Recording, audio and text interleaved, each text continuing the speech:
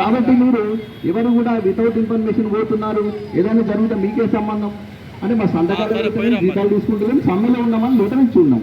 ఇంకా మనకే జరుగుతుంది అంటే ఆ భయం దోచు అంటే అదే భయంలాగా అయిపోతుంది. కాబట్టి ఆ పరిస్థితి నుండి బయటకు రావాలి. ఖచ్చితంగా అందరూ కూడా ముందుండి ప్రతి ఒక్కరు కూడా ఉద్యమంలో నాయకులే. కాబట్టి అందరూ కూడా అదే ధైర్యంతో ముందుండి కొట్లాడాలి. ఇప్పుడు మన సమ్మెకు సంఘీభావంగా ఒక పేరెంట్ కూడా రావడం జరిగింది. ఆ పేరెంట్తో మాట్లాడిద్దాం.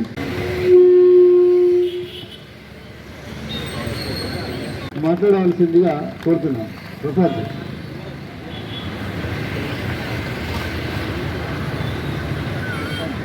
చేస్తున్నా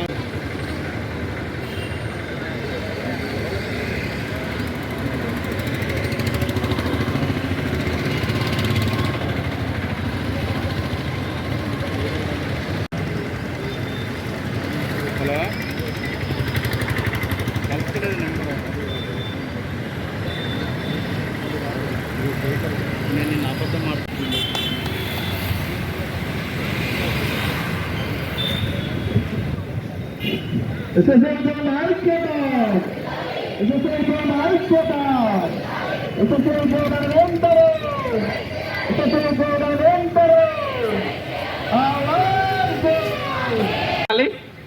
అందరి సమస్య నెరవేరాలని రేవంత్ రెడ్డి గారికి నా యొక్క ఒక విద్యార్థిని తండ్రిగా కోరుకుంటున్నాను.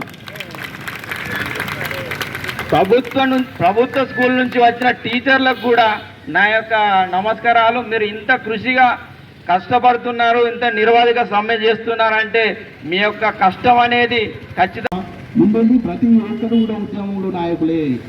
కాబట్టి అందరూ కూడా అదే ధైర్యంతో ముందుండి కొట్లాడాలి. ఇప్పుడు మన సమ్మెకు సంఘీభావంగా ఒక పేరెంట్ కూడా రావడం జరిగింది. ఆ పేరెంట్తో మాట్లాడిద్దాం.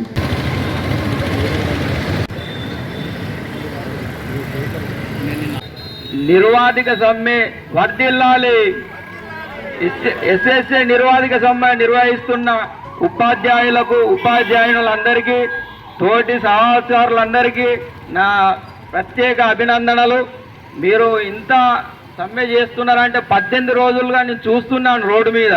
కానీ మా టీచర్లు కూడా, మా కేజీవీపీ కదలాపూర్ టీచర్లు ఉన్న విషయం నాకు నిన్ననే తెలిసింది.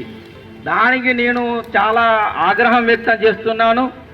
ఎందుకంటే నేను గత 2 సంవత్సరాల నుంచి మా కేజీవీపీ కదలాపూర్ స్కూల్లో జరుగుతున్న ప్రతి కార్యక్రమంకు, ప్రతి సమస్యకు నేను ముందు ఉండి చూస్తున్నాను. వాళ్ళు చేస్తున్న శ్రమ కానీ, వాళ్ళు చేస్తున్న కృషి కానీ, ఒక ఆడ టీచర్లు, ఒక మహిళా టీచర్లు ముఖ్యంగా వాళ్ళు ఎంతో కష్టపడి వాళ్ళ కుటుంబాన్ని విడిచి నైట్ డ్యూటీలు చేసుకుంటూ కూడా వీళ్ళందరి టీచర్లు కూడా పిల్లల కోసం కష్టపడుతున్నారంటే అది చాలా సంతోషకర వ్యక్తం. అటువంటి టీచర్లు రోడ్డుపైకి రోడ్డుపైకి వచ్చి ధర్నా చేయడం అనేది నాకు చాలా బాధాకరం అనిపించింది. అది నిన్నటి రోజే నేను గ్రూపులో చూడడం జరిగింది.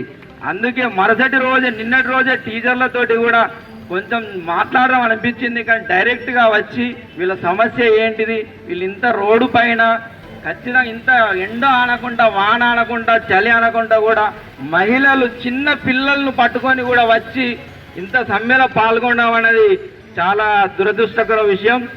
దయచేసి గవర్నమెంట్ తప్పు అనుకోకుండా రేవంత్ రెడ్డి గారు అనేక సమస్యలు పరిష్కరిస్తున్నారు. అందులో ఈ సమస్య అనుకొని కూడా వీళ్ళని రెగ్యులరైజ్ చేయాలి, వీళ్ళ సమస్యలు పరిష్కరించాలి. ఖచ్చితంగా వీళ్లకు జీతభత్యాలు పెంచాలి. వీళ్ళ సమస్యలు, మహిళల సమస్యలు కూడా అన్ని ఖచ్చితంగా తీర్చాలని నేను మనస్ఫూర్తిగా కోరుకుంటున్నాను.